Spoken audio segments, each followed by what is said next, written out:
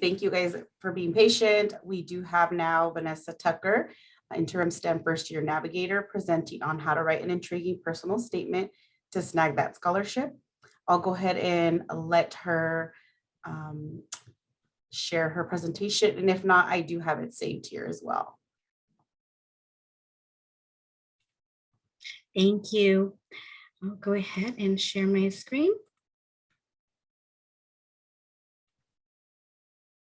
Okay, is everyone able to see that correctly?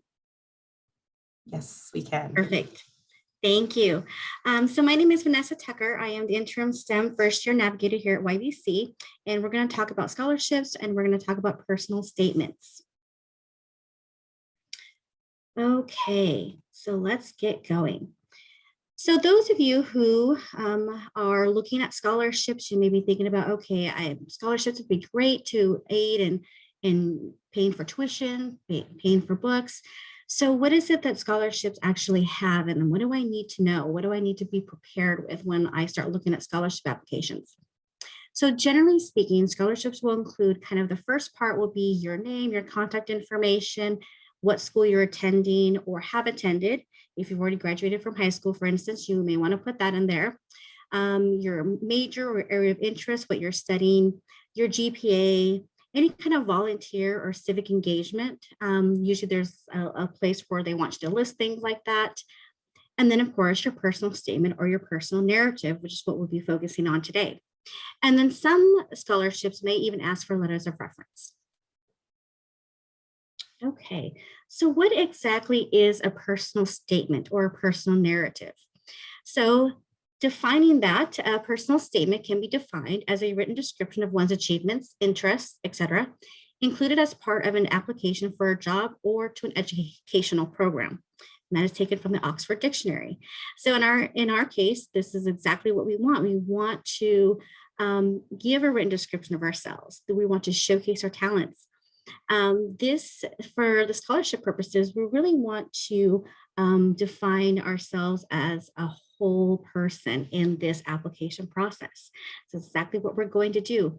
And having a really good personal statement could be the difference between you being rewarded a scholarship or not. So you want to make sure that you spend some good amount of time doing your personal statements. This will most likely not be the only personal statement or personal narrative that you will need to write in your lifetime. Other scholarships, you'll probably need to write one for each scholarship that you apply for. I know that some internships or research opportunities will ask you to write a personal statement or a personal narrative as well. Job applications, you may need to write a little personal statement there too. So having a good grasp and understanding of how to do a really good personal statement will be really helpful for you in the future. Okay, so some tips about writing your personal statement or your personal narrative. I'm going to use those terms interchangeably. Start early. So as soon as you hear about a scholarship opportunity that is becoming available, start planning around that scholarship and start thinking about how much time you want to dedicate to actually filling out the application, writing your personal narrative, collect any letters of recommendation if needed, and just really start being diligent about your plan. Some things that we suggest are creating a folder on your laptop or your desktop computer where you can house all of your application materials. You can create folders for your applications, create folders for your personal narratives, and just keep track of all of that information. You can set due dates on your calendar, on your phone, just to remind yourself when scholarships are due. You can work backwards and set yourself reminders to work on your narratives. And so just being cognizant of those timeframes is going to be really important to you. And we'll talk about other areas in which starting early can be really beneficial for you. One other thing I do want to suggest while you're starting early, while you're working on your narrative, is to always use the resources that are available to you. Here at YVC, we have the Writing Center, and they are great for any type of writing assignment, but they can also help you with your narrative. So they can help you in organizing and making an outline, making sure that you have your thoughts in a proper order that makes sense, that your flow is correct. So there can be another pair of eyes for you. It's a free service, so they're just a great bunch of people that can really help you with that personal narrative. So definitely make an appointment with them as you're working through this process. Another reason why you want to start early in this process is to allow you time to edit. So these personal statements, scholarship applications are not meant to be filled out in 5-10 minutes and then be done and on to the next one. They're really meant for you to be spending time to reflect on what you're writing. So if you want to stand out, you really want to put your whole self into this process. You want to make sure that you don't have any grammatical or spelling errors, which is another thing that going to the writing center or having another person read your personal statement will be able to help you with. One thing that I like to do when I'm writing something is to read my work out loud to myself. That's one really good way to catch any kind of awkward sentences or any inconsistencies and check my flow. You can also have other people read your personal statement and just see if it makes sense to them. You can record yourself reading it and then play it back. It's another good tool to use. So just make sure that you spend a lot of time and give yourself time for those edits.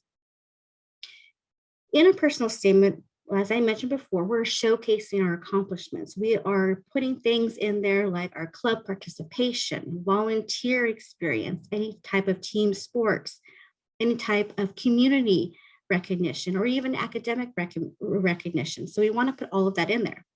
For some of us, that may be hard to do as we are kind of conditioned socially to not brag about ourselves often. And culturally speaking, from some cultures, that may be hard to do too. But in this case, we really do want to kind of brag about ourselves and show how we are a really good candidate for this scholarship.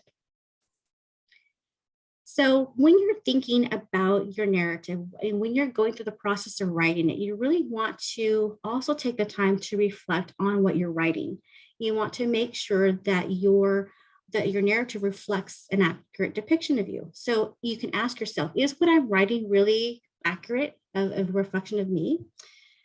Is what I'm writing talking about how my experiences have shaped me as a person? Am I talking about what I've learned from these experiences? So keep some of those questions in mind when you're writing your personal narrative. Okay, so what kinds of things will you need to write about for your personal statement or your personal narrative? A lot of scholarships will have what's called a prompt. So they'll ask you a question or kind of a series of questions that they want you to cover when you write your narrative. So we'll go through a couple of examples here. First one, just provide a brief explanation of who you are, where you came from, and why you're passionate about the career you are pursuing. So in this case, this is where you really start to kind of show yourself as a person, where you came from, why you want that to pursue that career. It could be relating a personal experience that really impacted you. Talk about how it impacted you and talk about how you learned from those experiences. So really kind of pour yourself into those types of questions.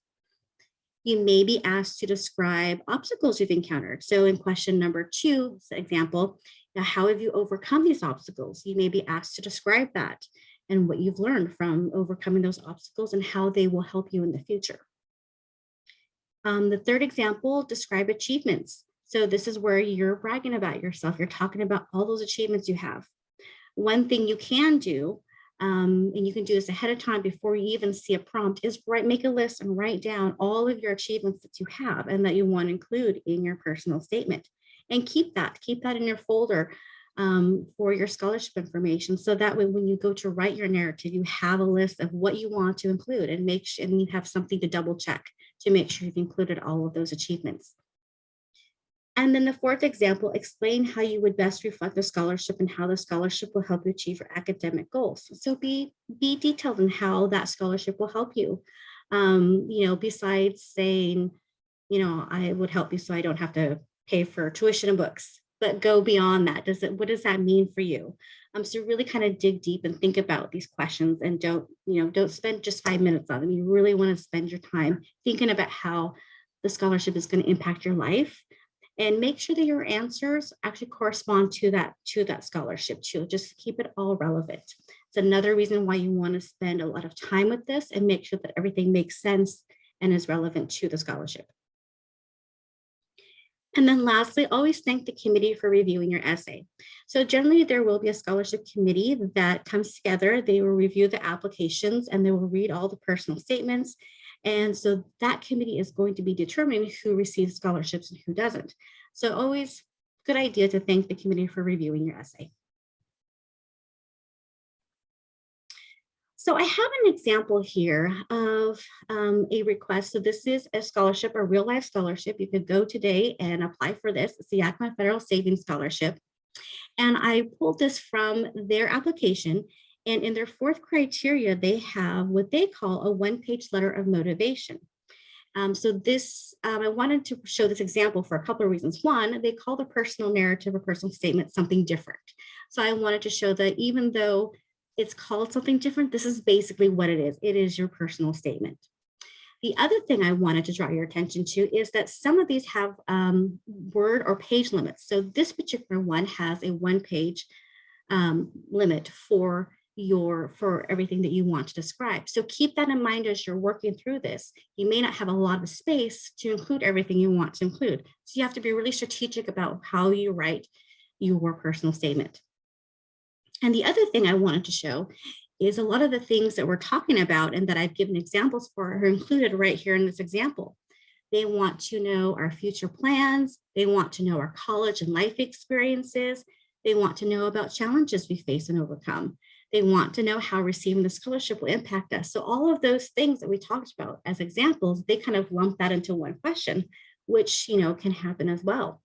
So I just kind of wanted to show you a real life example of a scholarship and how what we're talking about today actually applies in the real world. Okay, so here's an example of a pretty good personal statement. This is just the introduction. And so I won't read the whole thing, but there's a couple of things I do want to draw your attention to. If you look at the first couple of sentences, it really starts to kind of read like a story. So it's talking about on the day was May 28th, 2014, talking about a doctor telling this person's parents they need a specific type of surgery. And this person goes into detail about what that surgery meant for this person. And so what they had to do, they had to overcome the surgery, what they needed to work with a personal trainer and how that impacted this person. And then the narrative goes on to explain about after surgery, they knew they wanted to help others and that what their ultimate goal was. And so if you take the time to read a narrative like this, it really grabs you. It kind of pulls you in. This example was taken from the collegeapplication.com website, which they have a lot of great information about scholarships, about how to write your personal statements, a lot of great information. So this is one example that they did share. So I just wanted to share this with you and just to kind of show that you can be creative with your personal statements. You can really dig deep, really kind of show how your experiences have impacted you and how it helps you decide what you wanted to do with your life, how you wanted to pursue your career, how you wanted to pursue your pathway in college.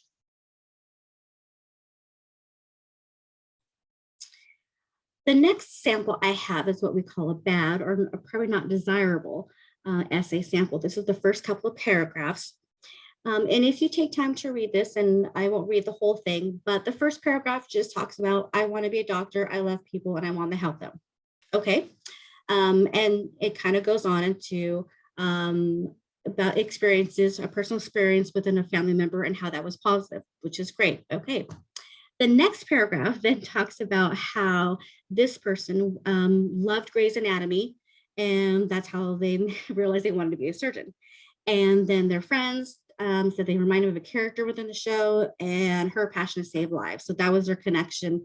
And so that was kind of part of her argument of why she wanted to be a surgeon. So just a few things here. One, while the first paragraph does talk about a specific personal relationship to wanting to pursue a particular career and how that impacted that person's life, it doesn't pull you in like the first one. And doesn't kind of have a lot of that personal touch to it. And then of course, the second paragraph, we probably don't want to mention being influenced by TV shows. No offense to Grey's Anatomy for any fans, it's a great show, but we kind of want to dig deeper than that. Aside of being wanting to, beside looking like a character on a show and wanting to pursue that particular lifestyle, maybe talk about other things that influence you as well. So real life experiences, and dig deep and go forward from there. So just to kind of bring us together, when you look at a college application, we've talked about some of the things that they will ask you, your personal information, what school you went to, your GPA, all of those things, civic engagement, so your volunteer work, any type of leadership. So if you've done hold a position in any kind of clubs or anything like that, that's definitely important. Any type of research or internships that you may have done, definitely want to include those. And so while a lot of these things are going to be asked on an application, and they'll just have you list things or just fill in a couple words, what the narratives will allow you to do is to expand on all of that and really tie those things together. And it provides a way for you to share how you've engaged with all of those different areas. It shows how you have learned from your experiences and then how you will apply them to your future.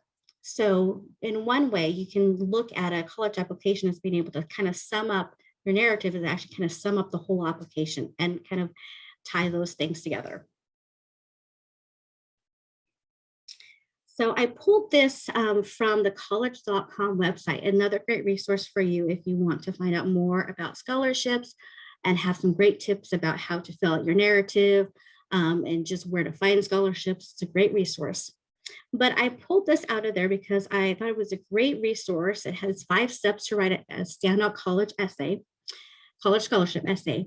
And so if you read through, take time and read through it, some of the things that we've talked about today are here included in this. They talk about having your essay be well written. They talk about write with enthusiasm. So it says bring your personal experiences and topic to the forefront. So really, like I was mentioning, dig deep and put yourself on there. Avoid grammar and spelling errors. And the last one says, be sure to allow yourself plenty of time to complete the essay. So going back to making sure that you're really good at planning and scheduling time for that to allow you to really make a good personal narrative. So I just wanted to share that, and you can always go to scholarships.com for more information and to review this slide as well. Okay, so one other piece of advice, so scholarship application strategies. So we've talked a little bit about, okay, what scholarships entail.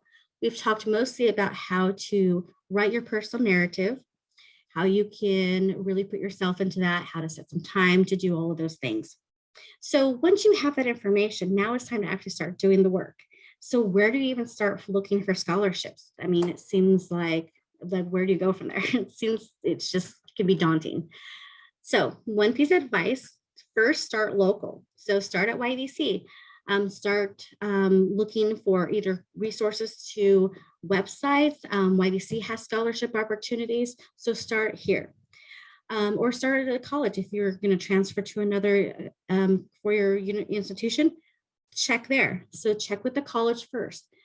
Places of work, maybe someone you know, parents, friends, maybe their workplace have scholarship opportunities. So I know a lot of businesses that do around the valley that do have scholarship opportunities. So definitely check with those places of work.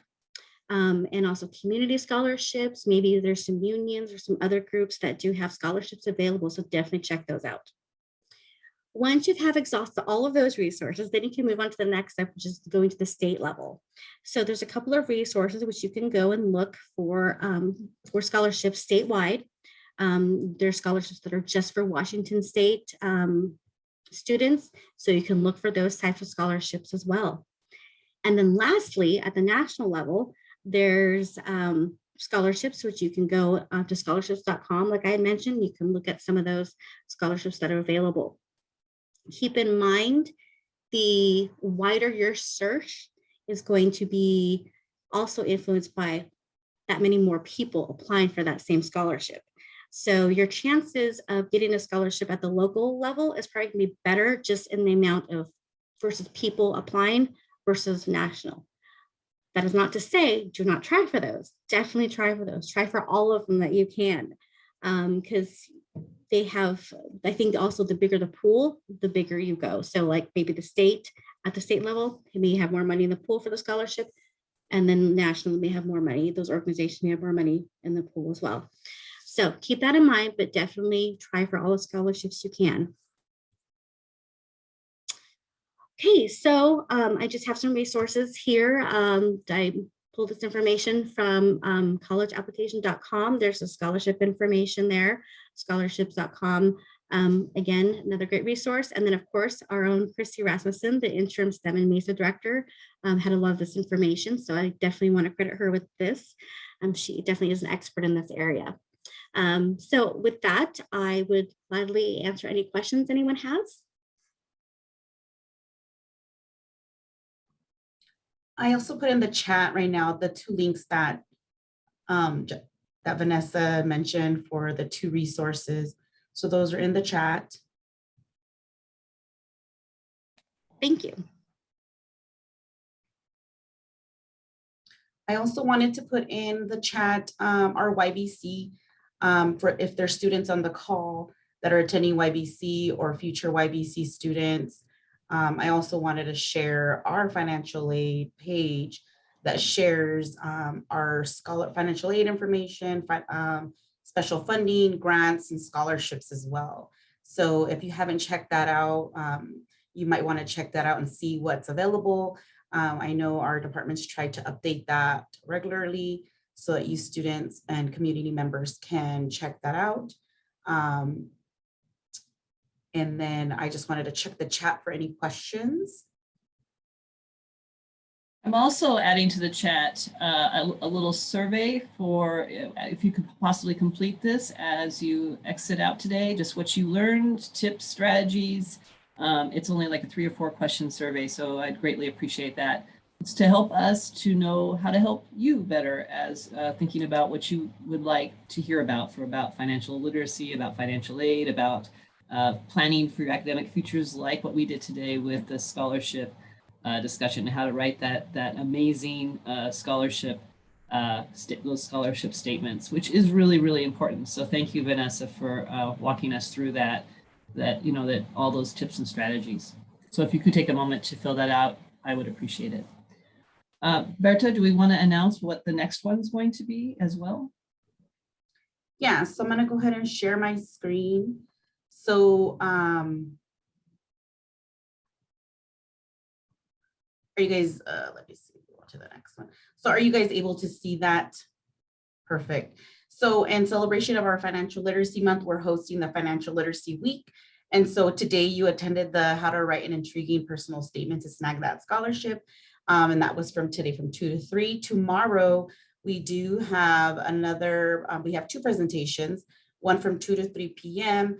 And that's money resources to pay for workforce education programs. You're more than welcome to attend those. It's going to be the same link. And that's just going to be talking about money that we offer here at YBC to assist students in the workforce education programs.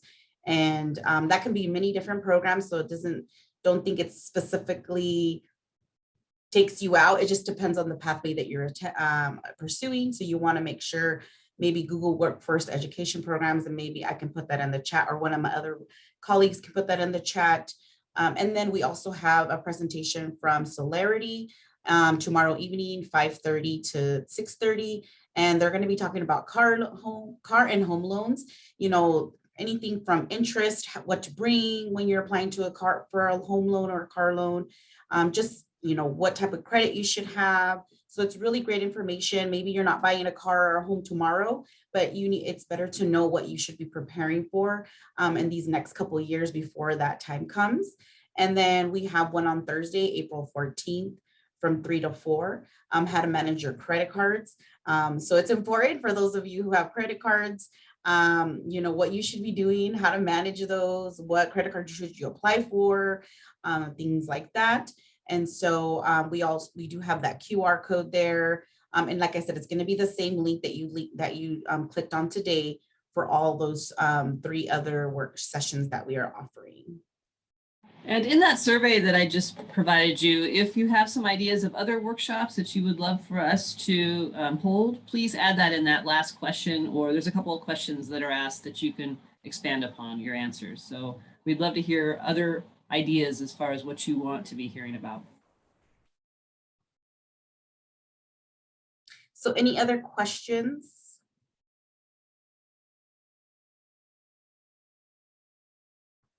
Just double checking the chat here.